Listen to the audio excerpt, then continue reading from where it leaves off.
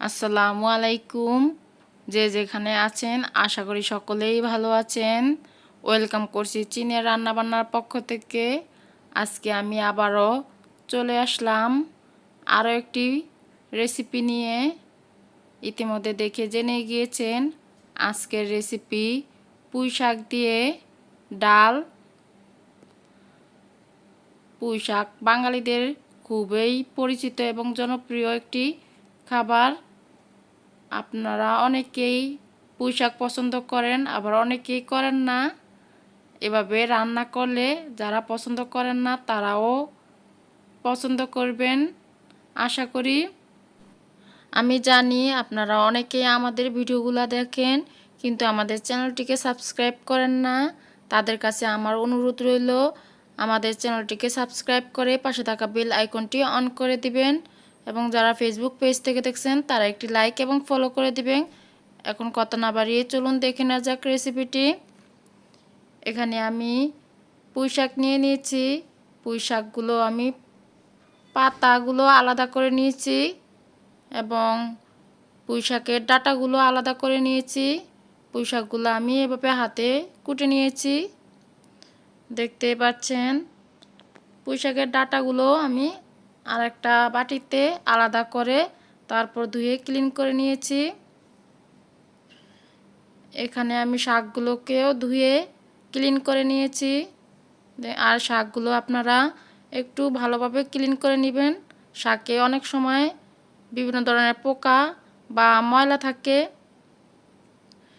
এখানে আমি রসুন কুচি নিয়েছি একটু বড় করে, আর নিয়েছি একটু পাতলা করে কুচি করে নিয়েছি 4 কোয়ার মতো রসুন।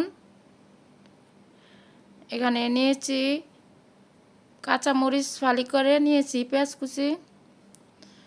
এখানে আমি ডালটাকে ভালোভাবে ধুয়ে ক্লিন করে 30 মিনিটের মতন ভিজিয়ে নিয়েছি। এখানে আমি ছোলার ডাল নিয়েছি, আপনারা চাইলে যে কোনো ডাল দিয়ে করতে পারেন। এখন আমি ডালটাকে সিদ্ধ বসায় দিয়েছি। এখানে আপনারা একটা টিপস মনে রাখবেন, ডালটা রান্নার পানিটা একসাথেই নিয়ে নেবেন। এখানে আমি বেশি পরিমাণে পানি নিয়ে তারপর ডালটা ফুটিয়ে নিয়েছি। এই পর্যায়ে ফুটে উঠলে আমি এখানে অ্যাড করে দিচ্ছি মরিচের গুঁড়া 1/2 চা চামচ। এখানে দিলাম পরিমাণ মতো হলুদের গুঁড়া, দিয়ে দিচ্ছি স্বাদ মতো লবণ। এখন অ্যাড করে দিচ্ছি কাঁচামরিচ, দিয়ে দিচ্ছি রসুনের কুচিগুলো বড়। এখন দিয়ে দিলাম পেঁয়াজ কুচি। এখন সবগুলোকে আমি নেড়ে চেড়ে আরও একটু ডালগুলোকে সিদ্ধ করে নিব।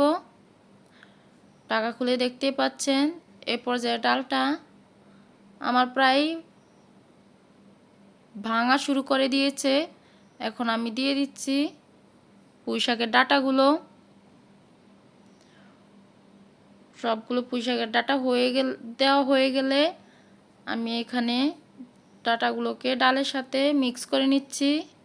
এখন আমি আবারও ঢেকে ডাঁটাগুলো সিদ্ধ করে নিয়েছি। প্রায় ডাঁটাগুলো 80% মতন সিদ্ধ হয়ে গেছে। এ পর্যায়ে আমি আরও একটু নেড়ে চেড়ে নিচ্ছি।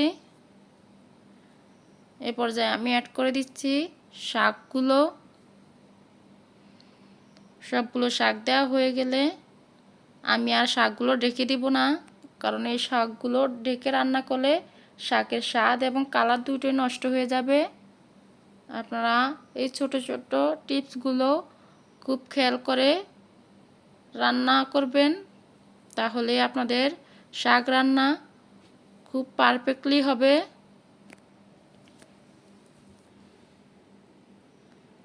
এ পর্যায়ে আমার শাকটাও সিদ্ধ হয়ে গেছে, দেখতেই পারছেন। কালারটা এখনও সবুজ রয়ে গেছে।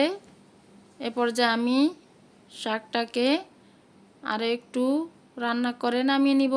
অনেকে শাকের ডালটা হাতে মেখে তারপর রান্না করেন, আবার অনেকে অনেক স্টাইলে রান্না করেন। আমার কাছে আমার রান্নার প্রচেষ্টা সেরা মনে হয়। এখন আমি ফ্রাই প্যানে আমি পরিমাণ মতো তেল দিয়ে রসুন কুচিগুলো দিয়ে দিয়েছি। এখন রসুনগুলোকে আমি একটু ভেজে নিব। ভাজার পর এখানে অ্যাড করে দিচ্ছি পেঁয়াজ কুচি। এখন পেঁয়াজ এবং রসুনটাকে আমি লাল লাল করে ভেজে নেব।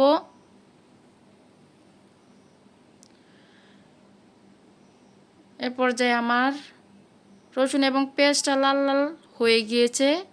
এখন আমি এটাকে ডাল এবং শাকের সাথে মিক্স করে নিব। এখন আমি মিক্স করে নিচ্ছি, দেখতেই পাচ্ছেন।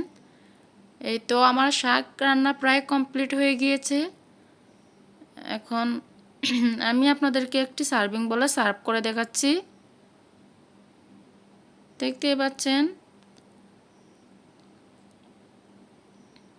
দেখতে কতটা লোভনীয় হয়েছে, আর শাকের কালারটাও দারুণ হয়েছে। এভাবে একবার হলো বাড়িতে ট্রাই করে দেখবেন, আশা করি সকলেরই ভালো লাগবে।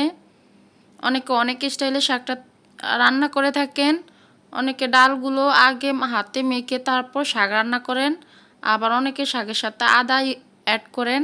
আমি কিন্তু শাকের সাথে কোনো প্রকার আদা অ্যাড করিনি, কারণ শাকের সাথে আদা অ্যাড করলে আমার কাছে খেতে খুব বাজে লাগে, তাই আমি অ্যাড করিনি। আশা করি এই ভিডিওটি সকলেরই ভালো লেগেছিল। যদি ভালো লেগে থাকে তাহলে লাইক কমেন্ট শেয়ার করতে ভুলবেন না।